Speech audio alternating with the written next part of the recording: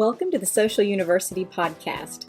We are so glad you're joining us today because we want to help business owners, entrepreneurs, and people just like you who want to build their business online. Listen, if we can do it, you can do it. So let's go.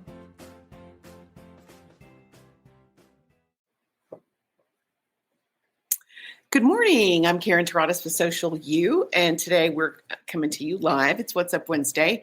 Every Wednesday at 10 a.m. Central, we go live and we talk about social media tips, tricks, and trends. Today, we are in the middle of Women's Month, so we have female topics all month long. Last week, we talked about, what did we talk about last week? Let me look, because, I remember nothing. Let's see. Women-owned brands that are thriving, female-led businesses. Today, we're going to talk about women who changed history, iconic moments led by women. Next week, we're going to talk about mentoring the next generation of female leaders. And then the last week of March, we're going to talk about imposter syndrome, which seems to be problematic, and particularly with women in business. So let's go ahead and get started. Today, we are going to talk about women who changed history. And I wanted to break this down into two categories because there's so many iconic women and there's so many that this could apply to. So we have women from Alabama who changed history because, of course, I'm in Alabama, and that's I thought would be interesting and a little bit fun. And women in tech, because that is something that we also do, women in tech. So let's go ahead and get started. First and foremost, they're not in any really particular order, but we're going to talk about Alabama first. Mae Jemison is the first African-American woman in space. She was born in Decatur in 92. It was only 92.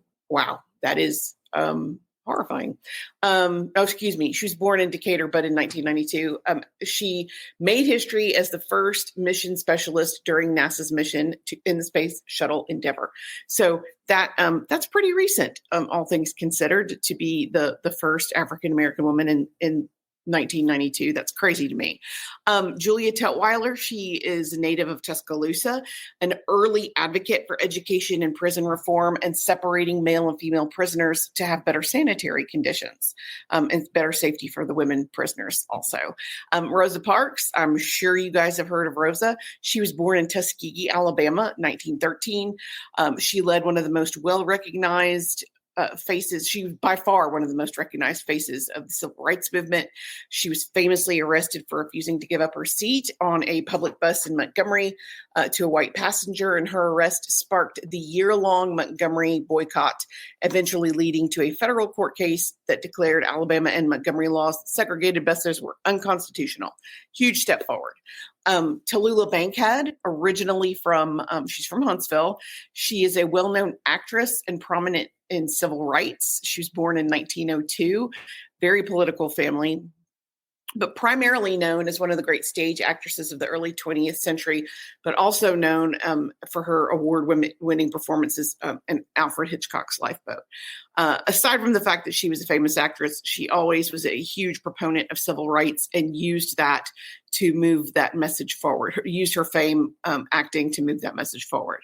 Condoleeza Rice, for those of you who might not know, she was born and raised in Titusville.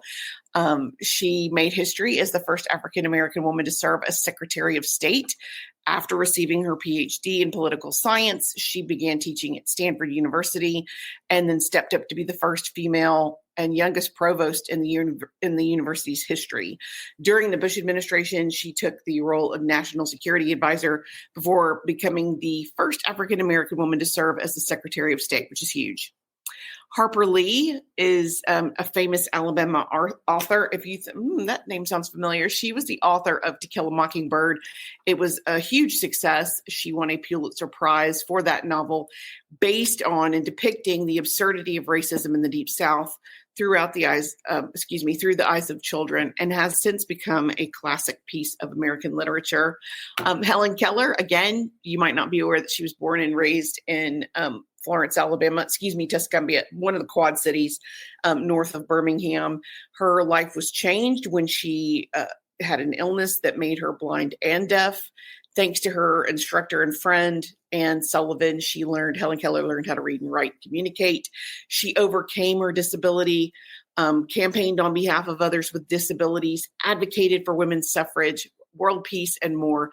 Huge advocate for women, and is one of the most well-known figures in Alabama history to this day. Angela Davis is an activist, author, educator dealing with issues like race, but also gender and class. As an adult, she taught history and women's studies at a variety of colleges and universities. And after teaching abroad, in the 1960s, she eventually retired teaching full-time, but continues to use her voice to advocate on the issues of feminism, race, and gender. Coretta Scott King is our last influential Alabama woman. She was born in Alabama. She is an author, activist, and civil rights leader and wife of Martin Luther King. In case you were thinking, that sounds familiar.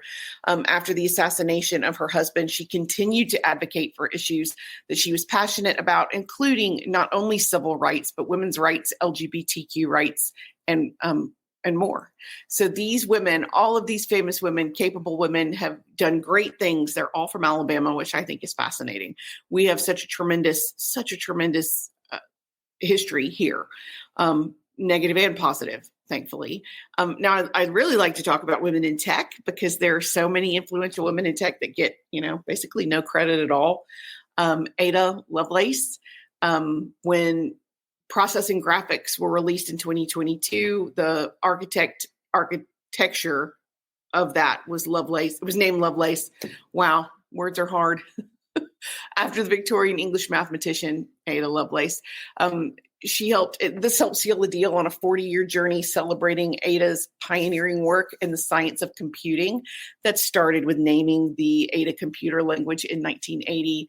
Effectively, she is considered the first computer programmer ever, reasoning that her friend Charles Babbage proposed but never completed the analytical engine that could be used to follow a program to calculate the Bernoulli numbers in 1843.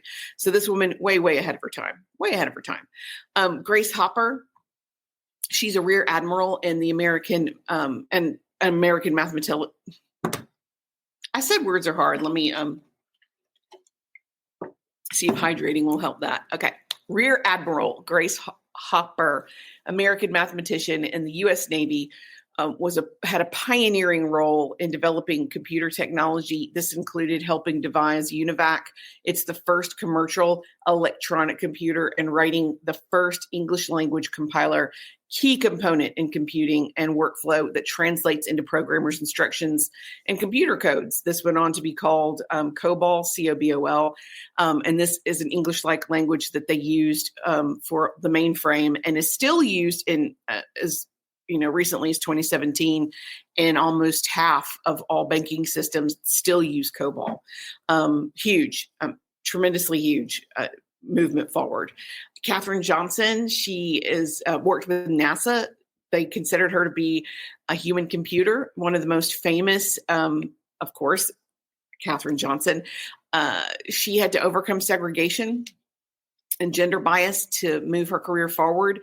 She became adept at calculating orbital trajectories, and famously was known for John Glenn's 1962 orbital mission. Glenn insisted that she run the numbers for his calculations by hand to see if they matched those provided by NASA. And if she says they're good, he said they're good. So that movie that you guys have watched, her life is who that's based on, Katherine Johnson, again, known as a human computer. Just amazing, all of these women in technology. Annie Easley was an African-American computer scientist and mathematician who made many contributions to NASA's rocket system and energy technology in her very lengthy career. A decent proportion of this career was spent looking at alternate technologies to the rocket systems, and she created the early hybrid vehicles for NASA's upper stage rocket. She went on to contribute so many programs as a computer scientist and inspire countless women for STEM, which is, of course, science, technology, engineering, and mathematics. Just tremendous. Number 5, Margaret Hamilton. NASA contracted with MIT laboratory to develop the Apollo mission program's guidance system. She led the software engineering division there. And in 1969, a photographer took a picture of her standing beside the tower of code developed by her and her team for the mission. The photo has become iconic. It is, we will try to include it. I'm sure we can include it if we cite the source in our blog so you can see it's taller than she is. Testimony not only to her skill and expertise, but she's credited with coining the term software engineering. And she, seriously, pioneer in engineering, working with NASA. Adele Goldberg is one of the co-developers of programming the language for Xerox for Palo Alto Research Center. Huge impact on the development of computing. Many of her concepts and her team's concepts were developed creating Smalltalk, and that became the basis for the modern graphical user interface. She provided the demo for Steve Jobs at Apple Computer and would become hugely influential in the creation and development of Apple Macintosh. Radia Perlman had invented the spanning tree algorithm and protocols known as STP. And basically, it's the fundamental system for how network bridges work, essentially building a traffic system that plots the path between automatic backup if the link fails. She also made many other important contributions and holds over 80 patents, which again, she's simply known as the mother of the internet. Step back, Al Gore, because Radia Perlman is really, really the one. There's so many incredible women in history, and there's so many incredible women in technology. I just wanted to take a few minutes to recognize just a few of them.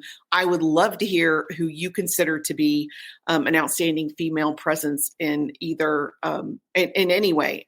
There's just iconic women. And I'm proud to be from Alabama with some of those folks. Thank you guys. I appreciate it. Next week, we are going to be talking about mentoring, which I think is critical for success for the next generation of executives coming through businesses. Everybody needs a hand. I wish I'd had a female mentor to help me when I was younger. I think it would have gone a long way towards speeding up my path. So I'm a big believer in mentorship. So we're going to talk about that next week. Until then, if you want to see me in person and you happen to be in Alabama, we will be participating in the Momentum Impact Conference tomorrow at the BJCC. Feel free to stop by and say hello. And until next week, I am Karen Taradas with Social U, and I'm here to help. Thanks.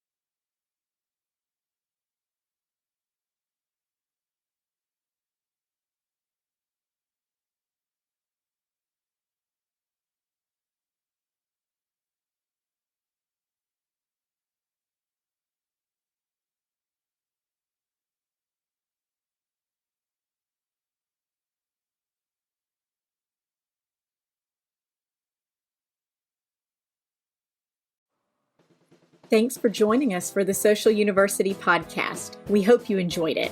Be sure to follow us on all of our social media at Stay Social U. That's the letter U. And we will talk to you next week. Remember, you've got this.